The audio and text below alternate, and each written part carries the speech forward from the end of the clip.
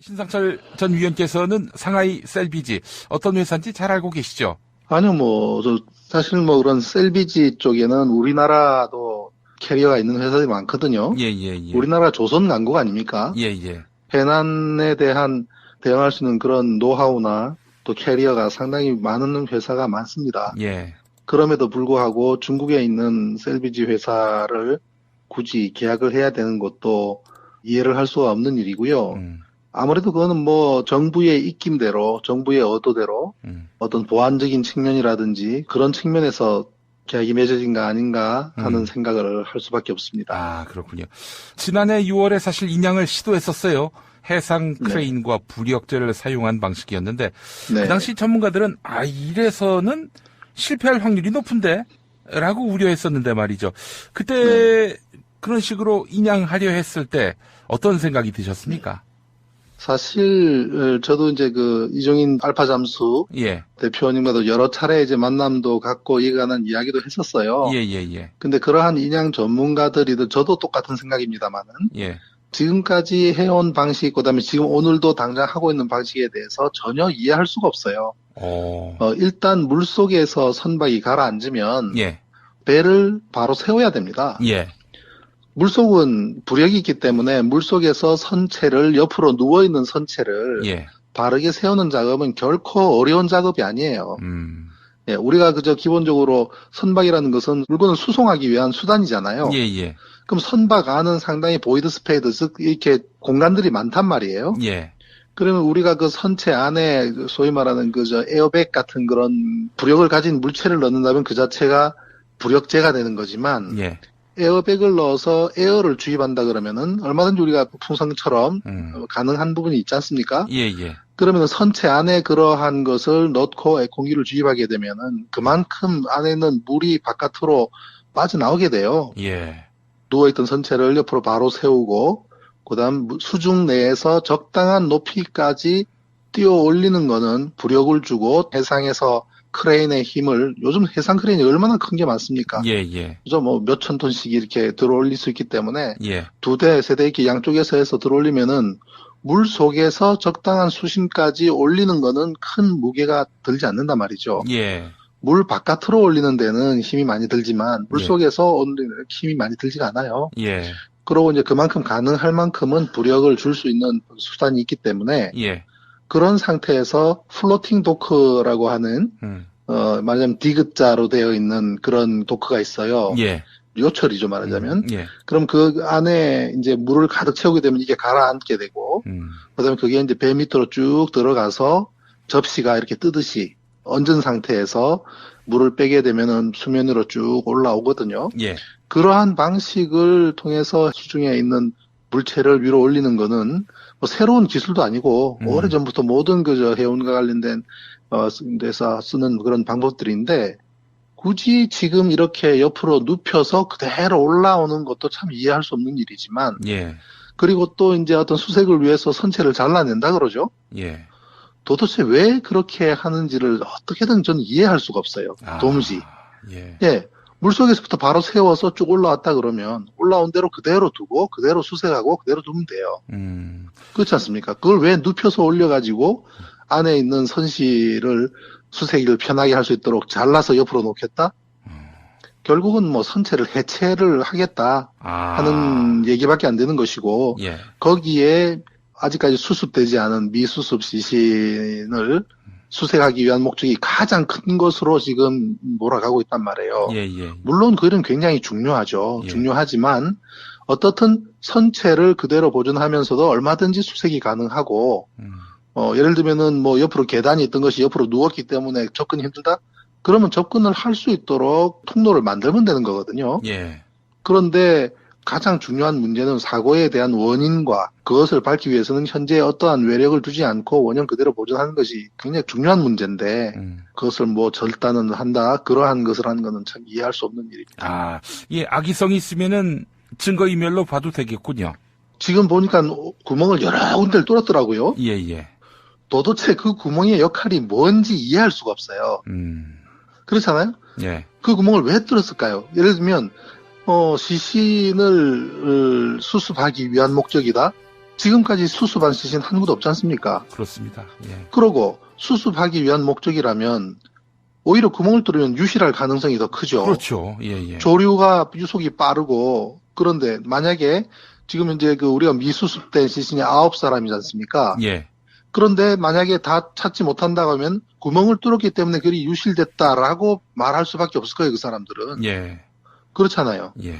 네, 그걸 왜 구멍을 그렇게 뚫어요? 그리고 그 구멍의 역할이 도대체 뭐길래 정말 이해할 수 없는 일이에요. 예. 예. 신 전 위원님께서 보시기에 이제 지금 말씀이 굉장히 전문적이어서 난해하게 들리시는 분도 있을지 모르겠습니다만은 쉽게 얘기해서 의지만 있었으면은 인양이 조기에 이루어졌을 수 있다. 이런 말씀이죠. 불과 몇 개월 내에 원형 그대로 배를 바로 세운 채로 플로팅 도크에 실어서 수면 위로 띄우는 것이 결코 어려운 일이 아닙니다. 예. 결코 어려운 일이 아니고요. 예. 뭐 지금도 살베지하고도 900억 가까운 계약을 했다고 하는데 예. 그만큼의 비용을 들이지 않더라도 아하. 원형 그대로 올리는 것이 결코 어려운 문제가 아닙니다. 그러니까 쉬운 일을 어렵게 했다 이 말씀인데. 3년씩 갈 일도 아니고요. 불과 예. 몇 개월 이내에 인양이 가능한 수면 위로 올리는 것이 가능한 것입니다. 네, 그런 기술을 우리나라 인양 관련 업체들은 다 가지고 있어요. 아, 우리나라 업체들도 다 갖고 있다. 그럼요. 아, 그러면은 해양수산부 공무원이 우리 신상철 전 위원님만 못해서 이렇게 문제를 풀어갈 방식을 몰랐던 것일까요? 아니면 알면서도 이렇게 시간을 질질 끌고 괜히 이것저것 쑤셔보고 그랬다고 봐야 할까요? 그러한 방식으로 빨리 인양을 해서 그다음에 원형 그대로 배를 바로 세워서 할 의사가 없었던 거죠. 아니면 누군가가 그거를 그렇게 하지 못하도록 했기 때문이죠. 그 사람이 유능과 무능의 문제가 아니라고 봐요. 왜냐하면 이미 기술은 있는 거거든요. 예. 있는 기술인데 그러한 기술을 가진 업체들한테 그러한 일을 하도록 내버려 두지 않았던 결과죠. 예. 결국은 그럴 의지가 없었다는 거죠. 네. 지금 보도를 보니까 말이죠. 박근혜가 이제 파면당하고 5시간 만에 세월호 인양을 결정하고 그리고 이제 불과 2주 만에 인양에 사실상 성공하고 있는 거 아니겠습니까? 인양에 성공하는 것이 아니라 언제든지 그렇게 할 수가 있었던 것인데 지금 빨리 급하게 하는 이유는 정권이 바뀌기 전에 이 세월호 선체에 대해서 이렇게 저렇게 잘라내고 증거로서의 가치를 없애고 결국은 고철로 만들어버리겠다는 의도 말고는 뭐가 있을까요? 아, 그러니까 이제 대선 때 정권 교체가 될 가능성이 대단히 높고. 그렇죠. 그렇게 된다면은 세월호 참사에 대한 진실 규명을 뭐 이 후보 저 후보 다 약속하고 있는 마당에 이 선체를 그대로 두면은 이게 증거가 돼가지고 자기들한테 부메랑이 돼서 자기들을 옥죄할 수 있다라고 이제 판단한 거라 보시는 거군요. 한번 상식적으로 생각을 해보세요. 지금 여기에서 가장 중요한 문제가 무엇입니까? 이 사고의 원인을 밝혀줄 수 있는 이 선체에 대한 보존과 그다음에 이 선체에 대해서 검사를 할 수 있는 지금 이것을 객관적으로 또는 과학적으로 합리적으로 사고의 원인이라든지 선체에 나타난 데미지라든지 이것을 조사할 조사위원이 위촉이 다 되어 있느냐 말이에요. 없지 않습니까? 이것이 가족이든 아니면은 단체든 또는 그 세월호 관련된 민간단체에서 추천한 조사위원이 있는 것도 아닌 상태에서 지금 물 위로 올라오고 있는 이 상황을 그럼 지금 이것이 이송이 되어가지고 그다음부터는 누가 조사를 하게 되는 겁니까? 결국은 그 이송되는 장소 또한 충분히 접근 가능한 곳이냐면 그렇지도 않을 거고요. 그 완벽한 보안이 유지되는 상태에서 그들만의 어떤 장소에서 어떻게 이루어지는지 사실 수면 위에 올라오고 난 이후에는 공적인 조사를 모두 객관적인 조사를 할 수 있도록 보장이 돼야 되는 거예요. 얼마나 많은 의혹을 가지고 있습니까, 이 사건이. 그죠? 그렇기 때문에 그러한 것이 중요함에도 불구하고 시신 수습이라는 말을 계속 반복적으로 하는 데에는 어떻게든 빨리 지금 돌아가신 분을 찾는 것이 중요하다라는 전제 조건을 앞에다가 세워둬야 이 사고의 원인이라든지 그러한 것을 뒤로 밀어놔야 될 수밖에 없는 그 사람들의 이에 대한 대응의 원칙이 보이는 거죠. 그러면 일단 야당에서는 손대지 말라고 해양수산부 당신들이 가해자고 사태를 수습하지 않은 범죄 혐의가 있는 만큼 진상규명에서 빠져라 이렇게 압박을 해야 마땅하겠네요. 당연하죠. 그게 야당의 역할이죠. 그런데 지금 뭐 대선 하느라고 정신이 없어가지고 신경줄 놓고 있는데 네. 굉장히 중요한 문제를 지금 간과하고 있는 겁니다. 예. 그럼 결국 인양하기로 마음먹은 집단들은, 이 가해자들은, 범인들은 대선 국면, 혼란스러운 국면에 서둘러 세월호 진상규명을 은폐함으로써 다음 정부에서도 별탈 없이 되도록 하자, 이런 의도가 있다고 보시는 거죠? 선체를 잘라내겠다고 이야기하는 의도 자체가 그러한 것을 전제로 하고 있는 거죠. 예. 예. 자, 우리 신상철 전 의원님 모신 마당에 이거 하나 여쭙겠습니다. 지금 온갖 그 설들이 난무합니다. 워낙 정부가 정보를 통제하고 또 진상규명에 방해를 놓다 보니까 고의 침몰설, 이게 아주 상당히 맹위를 떨치고 있는데 어떻게 보세요? 뭐 그동안 그 사고 원인에 대해서 이런저런 분석들이 있었지 않습니까? 예. 그래서 사실 지난번에 우리 김용임 교수님께서 저한테 여쭤봤을 때도 제가 조금은 조심스럽다고 오프 더 레코드로 개인적인 의견만 말씀을 드린 적이 있지 않습니까? 예. 근데 실은 이제 예를 들면 이제 뭐 앵카와 관련된 부분이라든지 또 충돌의 한 외력이라든지 여러 가지 분석도 있었죠. 예. 근데 이제 그에 대해서 제가 공식적인 언급을 하지 않은 것은 일단 그분들께서 또 이 사고의 원인을 파고든 그 노력도 상당히 지대하지 않습니까? 예. 그래서 그에 대해서 이렇다 저렇다 왈가왈부하는 것이 굉장히 조심스럽기도 하고 또 그분만큼 제가 들여다보는 시간만큼을 투입을 하거나 노력을 한 것은 아니어서 그렇지만 이제 어차피 뭐 올라오는 마당이기도 하고 그래서 이제 제가 생각했던 것을 말씀드린다면 어떤 충돌이 존재하려 그러면은 이 선체는 상당한 데미지가 있어야만 돼요. 그 데미지가 확인이 되기 전에 어떤 선박과 선박 간의 충돌을 이야기하는 건 굉장히 조심스럽거든요. 예. 선박이 스틸, 철로 되어 있기 때문에 굉장히 튼튼한 물체라고들 착각을 하는 경우가 있는데 선박은 사실은 굉장히 약한 물체예요. 예. 이 선박을 우리가 길이를 쫙 줄여서 자동차만한 사이즈로 줄인다면 자동차라는 물건은 굉장히 튼튼한 구조물입니다. 예. 근데 이제 선박을 자동차 사이즈로 줄이면 외판은 거의 알루미늄 포일에 가까울 겁니다. 그 정도 구조밖에 안 되거든요. 그래서 선박은 최소한의 물량을 들여서 이제 무게도 줘서 물 위에 떠 있게만 하면은 되는 게 선박이거든요. 예.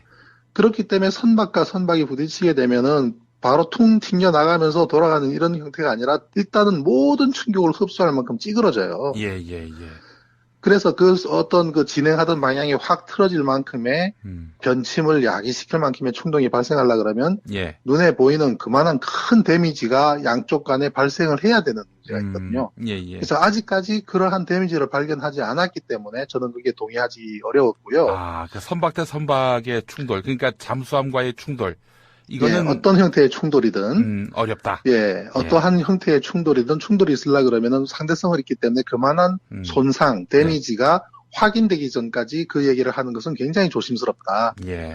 그리고 이제 그 배경에는 상당한 급변침이 있기 때문에 그러한 스터디를 한 경향도 있는데 급변침이라는 부분에 대해서는 우리가 예를 들면 자전거 같은 경우에 한 바퀴 쓰러지지 않고 돌아가려 그러면 일정한 터닝 서클, 반경이 있지 않습니까? 근데 만약에 자전거가 쓰러질 경우에는 터닝 서클이 작아지는 거죠. 자전거가 자빠졌기 때문에, 그죠? 마찬가지로 선박이 기울어지고 쓰러지는 마당이라면은 옆면으로 미끄러지면서 변침 각도가 굉장히 커질 수가 있습니다. 왜냐면 바로 선 상태에서는 돌아가는 데는 바닷물에 대한 저항이라는 것도 있고 돌아가는 각도가 있기 때문에 기존에 어느 정도의 터닝 서클이 필요하다면 배가 옆으로 확 기울어진 마당이면은 옆면으로 돌아가기 때문에 터닝 서클이 달라질 수 있다는 이런 점도 이제 감안을 해야 되는 부분들이고요. 그리고 선박은 자동차는 전속력으로 달리다가 급변침을 하면 뒤집어지죠. 그죠? 그렇게 되는데 선박은 아무리 최대의 속도로 가다가 최대의 변침을 해도 절대로 뒤집어지지 않도록 설계되어 있습니다. 절대로 그렇게 뒤집어지는 일이 없습니다. 그런데 왜 뒤집어졌냐는 거죠. 그죠? 왜 뒤집어졌느냐 그러면 뒤집어지는 컨디션을 만들었기 때문이에요. 그게 과실이든 실수든 아니면 의도적이든 안정성을 굉장히 낮춰놓으면은 그러한 것에 뒤집어질 수밖에 없는, 예를 들면 가만히 서 있는 배도 배 밑에 있는 발라스트 워터의 창을 비워버리고 위에 무거운 걸 실으면 어떻게 돼요? 오뚜기가 그냥 거꾸로 뒤집어지잖아요. 물 위니까. 그런데 그것을 가만히 서 있을 때는 쓰러지지 않다가 예. 약간만 기울어지기 시작해도 확 쓰러질 수 있도록까지 컨디션을 만들어버리면 쉽게 넘어지겠죠. 예, 예. 다시 말해서 선체 내에서 움직일 수 있는 게 뭡니까? 특히 화물 같은 경우는 선창 위에 컨테이너 박스, 그다음에 선창 내에는 자동차들, 그죠? 예. 그것이 움직일 수 있는 화물이 어느 정도 기울어졌을 때는 한쪽으로 미끄러지거나 쏠리게 된다면 유체 위에 떠 있는 선박에서 화물의 이동이라는 것은 그 무게의 2배의 효과를 가지고 옵니다. 예. 오른쪽에 있는 무게가 왼쪽으로 가버리면 2배가 차이가 나는 거죠. 예, 예, 예. 그러면 한번 기울어지기 시작하면 쏠림 현상에 의해서 계속적으로 더 쏟아지고 창 내에서는 자동차들이 한 곳으로 쏟아지게 되면 예. 결국 안정성이 저해된 상태로 계속 한쪽으로 넘어가는 거죠. 예. 그렇지 않다면 선박은 복원을 해야 돼요. 예. 흔들리더라도 다시 가운데로 와야 되는데 예. 그렇지 않은 것은 옆으로 쏠림 현상이고 그것을 유발시키는 것이 예. 대각도 변침일 수 있다면 대각도 변침을 했을 때에 이것이 넘어져서 배가 결국은 가라앉는 컨디션을 만들었다는 것은 결론이에요. 예. 그러면 그렇게 만든 것이 실수라고 한다면 과실이 되는 것이고 의도적으로 했다 그러면 고의침몰이 되는 거예요. 예, 예. 근데 우리가 이것을 판단하는 데 있어서 중요한 것은 모든 정황을 우리가 살펴보는 거죠. 구조하는 과정을 한번 보세요. 예. 과연 우리가 인명 구조를 할 의지를 가지고 있는지 어떤 국민도 그것을 그렇게 보기 어렵지 않습니까? 의지가 없었죠, 한마디로. 전혀 없었죠. 그리고 이제 뭐 선장만 구조하고 또 선장을 데리고 어디 가서 재우고 심지어 해군 참모총장이 이러한 해난 사고에 대응하기 위해서 만든 통영함을 만들어서 그 배가 이제 바로 진수가 가능하기 때문에 투입을 명령을 했는데 못 가도록 막고 또 한 번 오다를 내렸는데도 또 막는 현상. 예. 이후에 그 황기철 해군 참모총장은 무슨 방산 비리 형태로 해서 예. 구속됐죠. 예, 예. 또 결국 또 무죄로 또 풀려났어요. 네. 그러한 여러 정황들이 그리고 이제 이 국정원이라고 하는 그 정보기관이 인볼브 됐던 과정이라든지 모든 것이 가지고 있는 의구심에 의해서 단순 실수에 의한 사고는 아닌 것 같다. 그렇다면 남는 거는 모든 가능성을 우리가 배제하고 보면 네. 고의침몰설이 무게감에 실릴 수밖에 없는 상황인 것이죠. 예. 예, 저는 그렇다고 봅니다. 아, 일단 가설로는 고의침몰설이 온당하다. 이렇게 보시는 거군요. 현재는 그 가능성이 가장 높게 남아 있는 거죠. 아, 고의침몰설이면은 고의로 침몰시켰다는 얘기인데 그렇다면은 어떤 목적인지도 모르겠습니다만은 고의로 구조를 안 한 것까지 겹치면은 이거 박근혜가 생명권을 사실상 포기한 것으로 볼 수도 있을 텐데 말이죠. 그만큼의 피해가 발생을 한 것을 고의적으로 그 피해를 발생시킨다고 보기는 어려워요. 다만 어느 정도 큰 피해가 나타날 수밖에 없는 상황까지 방치한 거는 맞지 않습니까? 예, 예. 그런데 그만큼의 큰 사고 수준이 해난 사고라는 특성을 이해하지 못하다 보니 사실 아무도 전원 구조하지 못하는 상황까지 달려가 버린 거죠. 예.